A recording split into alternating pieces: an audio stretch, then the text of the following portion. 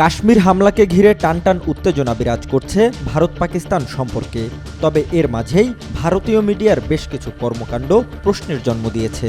এছাড়া এই হামলার পেছনে বিজেপি সরকারের সম্পৃক্ততা নিয়েও প্রশ্ন তুলছেন অনেকে।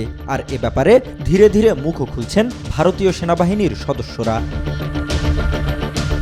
পেহেলগামে হামলা ইস্যুতে বিজেপির মদতপুষ্ট রিপাবলিক বাংলাকে সাক্ষাৎকার দেন ভারতীয় সেনাবাহিনীর কর্মকর্তা মেজর জেনারেল জিডি বক্সি। সাধারণত তিনি প্রধানমন্ত্রী নরেন্দ্র মোদীর গুণগান করলেও কাশ্মীর হত্যাকাণ্ডের ঘটনায় তিনি সোজাসুজি মোদীকেই দায়ী করেছেন। এছাড়া তিনি সরাসরি প্রশ্ন তুলেছেন সীমান্ত সুরক্ষাতে মোদী সরকারের চূড়ান্ত ব্যর্থতার জন্য। এদিকে পেহেলগাম হামলার পর সামাজিক মাধ্যমে একটি ভিডিও বার্তা দিয়েছেন কাশ্মীরে কর্মরত এক ভারতীয় সেনা সদস্য। বিভিন্ন সোশ্যাল প্ল্যাটফর্মে ভাইরাল হওয়া সেই ভিডিওতে তিনি দাবি করেন হামলার ঘটনার পর প্রায় নিষ্ক্রিয় অবস্থায় ছিল সেখানকার সেনাবাহিনী। পুরো ঘটনাটি তার কাছে সাজানো এবং পূর্ব পরিকল্পিত লেগেছে বলেও দাবি করেন তিনি।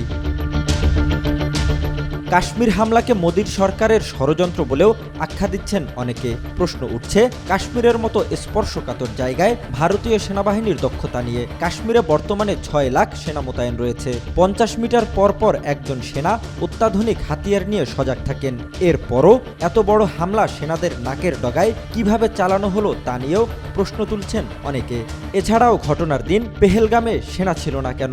সেখান থেকে সেনা বা পুলিশ তুলে নেওয়ার আদেশ কে দিয়েছিল? এসব প্রশ্ন ঘিরেও ধোঁয়াশার সৃষ্টি হয়েছে।